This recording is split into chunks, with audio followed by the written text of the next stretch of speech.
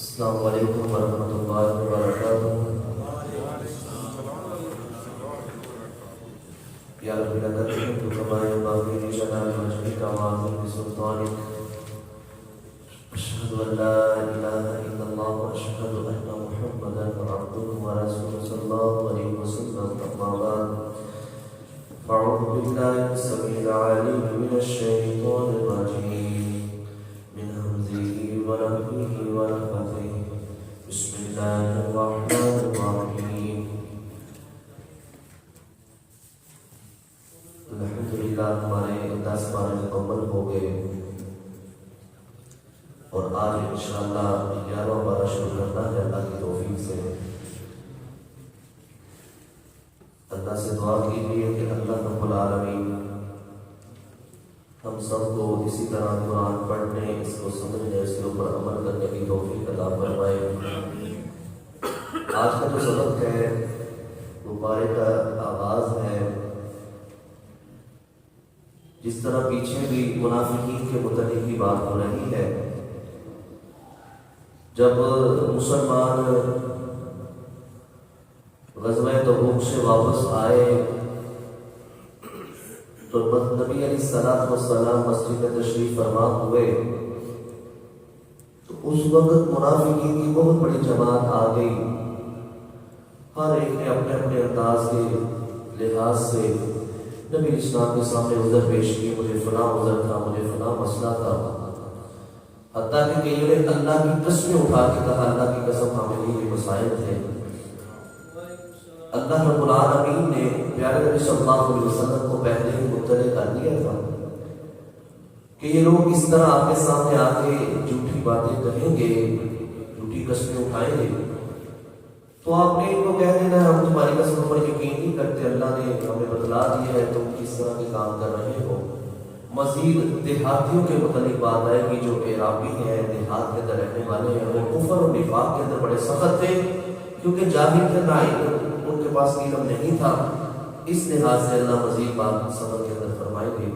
اللہ رب العالمین نے ارشاد فرمایا یعتذرون، عذر پیش کریں گے منافقین الیکم، اللہ کے نبی صلی اللہ علیہ وسلم آپ کے سامنے، اذا رجعتم،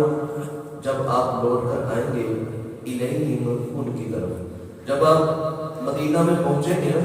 تو یہ لوگ آپ کے سامنے آئیں گے اور آپ کے سامنے عذر آپ کو پیش کریں گے۔ تو جیسے ہی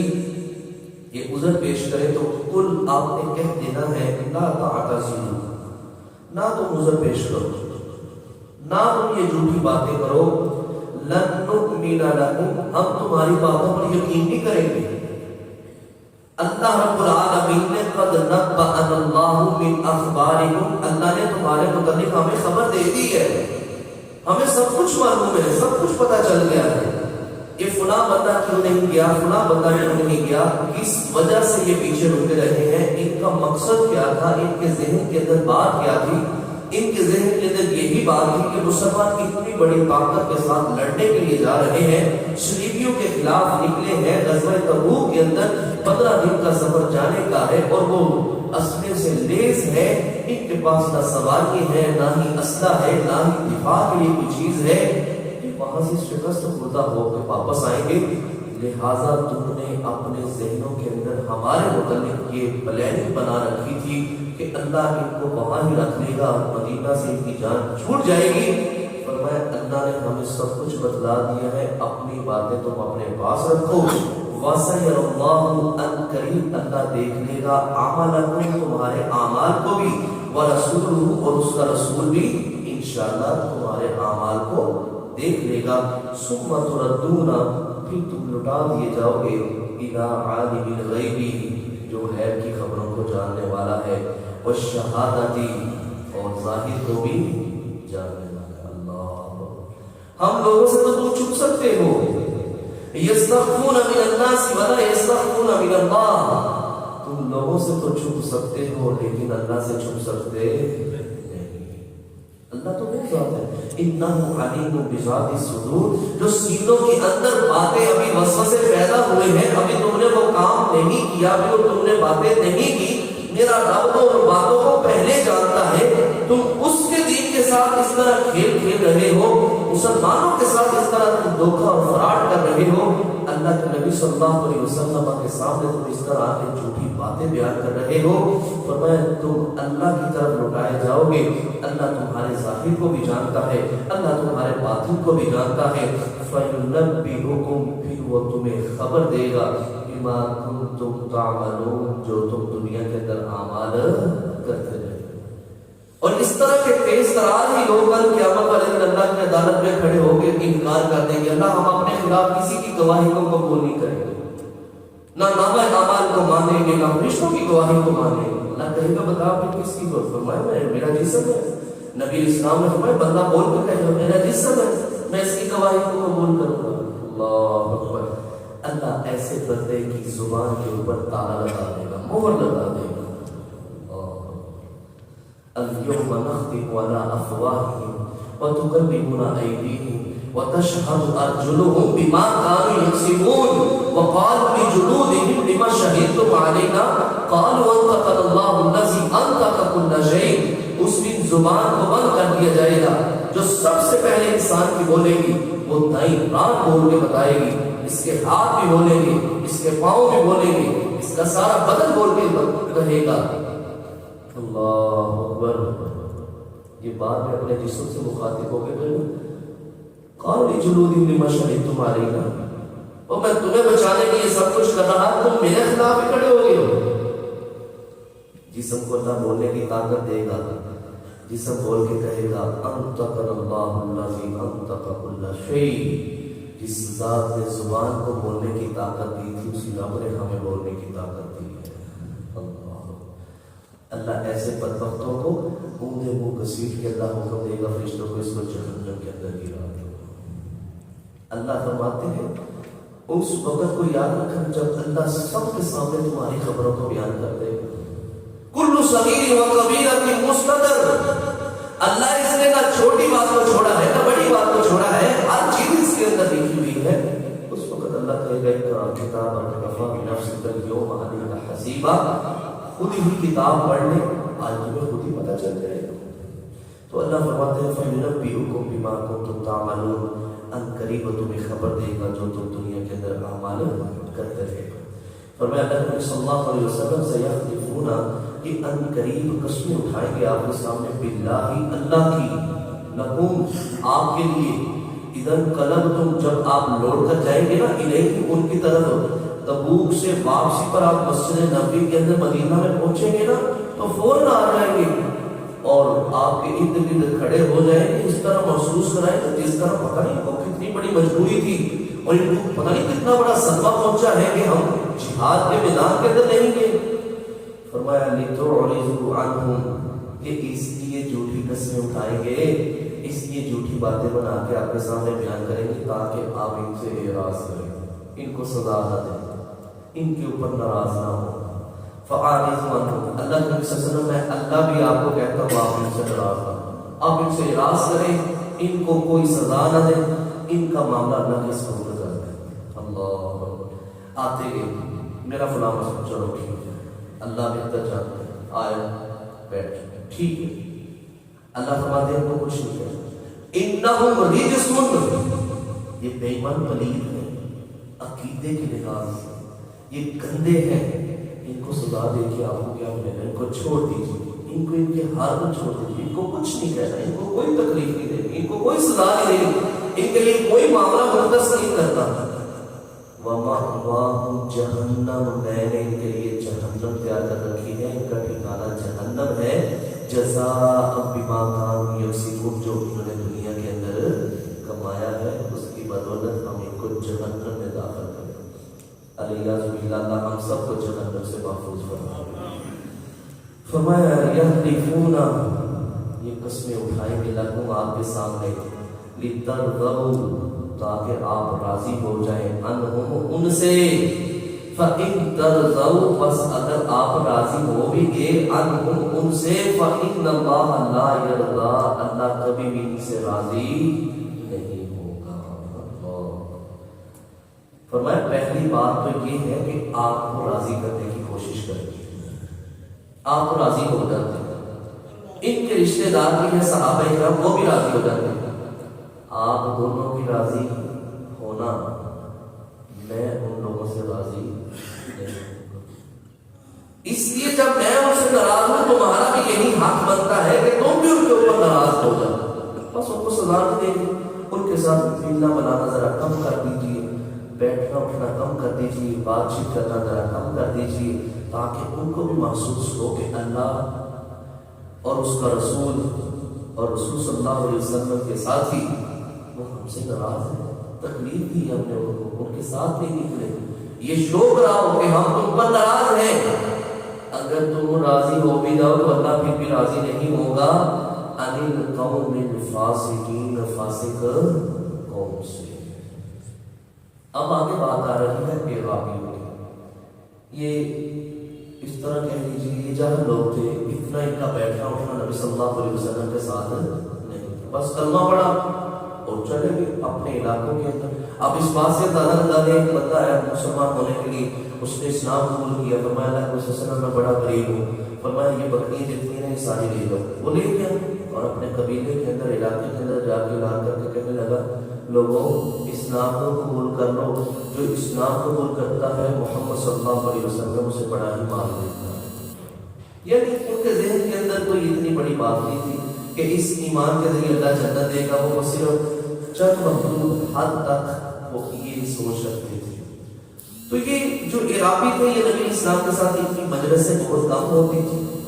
لوگ عبداللہ بن ابی منافق جیسے پارٹی کے لوگ وہ ارد گرد پھیل جاتے اور ان لوگوں کو برگلانا شروع کر دیا کرتے۔ اللہ ان عرابیوں کی بات کرتے ہیں، کہتا ہے الاعراب جو دیہاتی ہیں اشد زیادہ سخت ہیں، کفرن کفر میں بھی، ونفاقن اور نفاق، ان کا کفر اور نفاق شہریوں کے منافقین سے کہیں بدتر ہے، فرق ہے،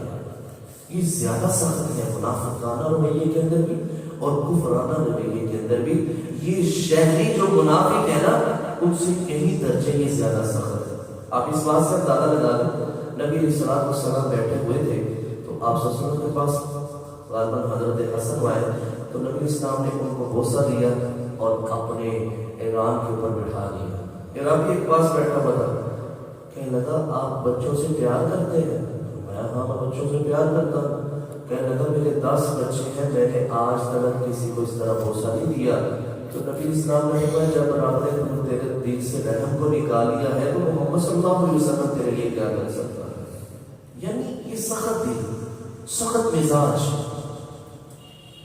یہ ان کے اندر عادت تھی۔ اللہ فرماتے ہیں وَأَجْدَرُ اور زیادہ لائق ہے اللہ یعلم یہ کہ وہ نہ جانے حدود احکامات وَمَا اللَّهُ عَلَى رَسُولِهِ کہ کون سے احکامات اللہ رب العالمین نے اپنے نبی کے اوپر نازل کیے۔ جب کبھی کبھار انہوں نے آنا ہے، صحابہ کرام رضوان اللہ مجمعین تو روزانہ مجلس اٹینڈ کیا کرتے تھے، آپ صلی اللہ علیہ وسلم سے دروس سیکھا کرتے تھے، درس دیتے تھے، نبی صلی اللہ علیہ وسلم قرآن کی آیتوں کو سمجھتے، احادیث کو سمجھتے، لمحہ بلمحہ نبی صلی اللہ علیہ وسلم سے علم حاصل کر رہے تھے، لیکن عرابی نہیں آیا کرتے تھے، وہ دوسرے لوگوں کے ہتھے چڑھ جاتے تھے، اس وجہ سے ان کے ایمان کا بیڑا غرق ہو رہا تھا، نقصان ہو رہا تھا۔ فرمایا وہ زیادہ سخت ہے کفر اور نفاق کے اندر، واللہ اور اللہ علیم خوب جاننے والا ہے، حکیم حکمت والا ہے۔ آگے پھر عرابیوں کے متعلق میرا بات کرتے ہیں، کہتا ہے وَمِنَ الْأَعْرَابِ اور جو دیہاتی لوگ ہیں نا مَن يَتَّخِذُ مَا يُنْفِقُونَ جو وہ خرچ کرتے ہیں نا اللہ کے راستے میں وہ خوشی سے بھی خرچ کرتے ہیں، مغرماً تاوان سمجھتے ہیں، تاوان سمجھتے ہیں،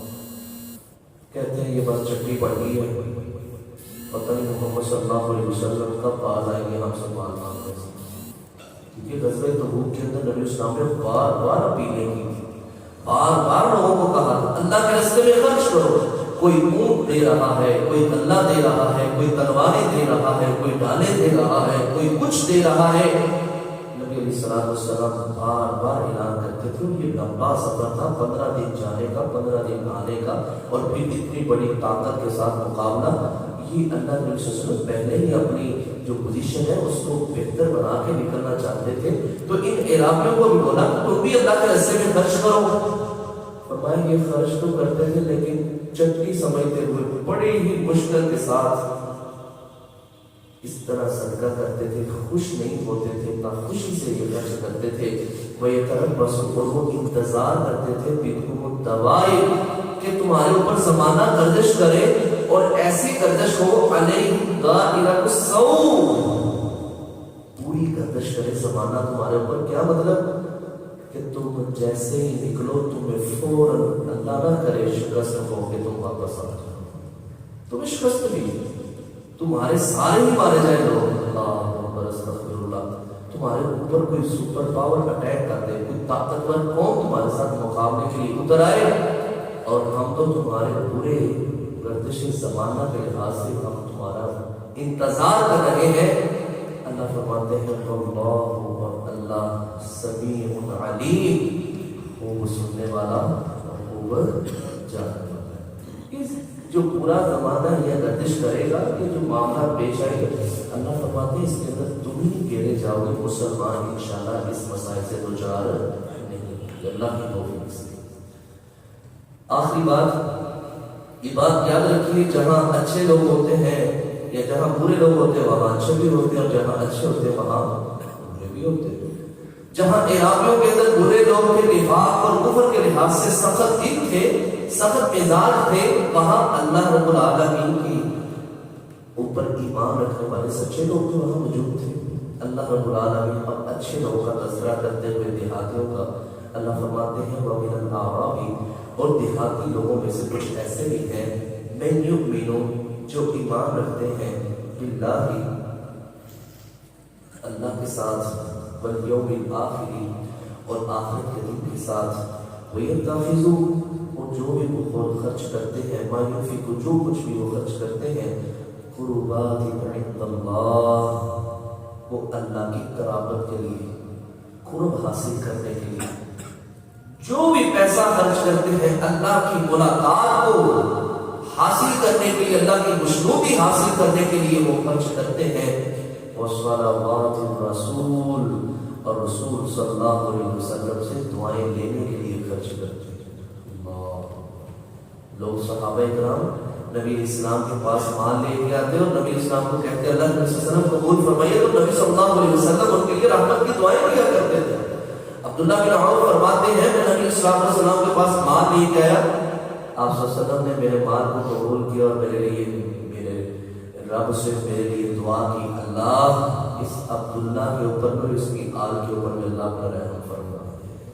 ये नबी इस्लाम की दुआ। और आज हम भी अगर अल्लाह के दीन के लिए मांगे तो अगर कोई देता है तो हमें उससे भी दुआ देनी चाहिए। नबी इस्लाम के पास हजरत अब्दुर्रहमान बिन औफ रज़ियल्लाहु ताला अन्हु अपनी मेहनत से माल लेके आए, 4000 घर दे आए, 4000 नबी इस्लाम की झोली में डाल दिए गज़वा तबूक के लिए। तो नबी इस्लाम ने फरमाया ए अब्दुर्रहमान बारकल्लाहु फीमा अमसकता व फीमा आतैता, अल्लाह तेरे माल के अंदर बरकतें अता फरमाए, जो तू घर में रखा है उसके अंदर भी, और जो तुमने इधर दिया है अल्लाह इसके अंदर भी बरकतें अता फरमाए। फरमाया वो तो दुआएं लेना चाहते हैं, प्यारे नबी सल्लल्लाहु अलैहि वसल्लम की दुआ हमें मुयस्सर आ जाए और अल्लाह की खुशनुदी हासिल हो जाए। नबी इस्लाम ने फरमाया जो इखलास के साथ अल्लाह के रास्ते में छोटे से छोटा भी सदका करता है ना,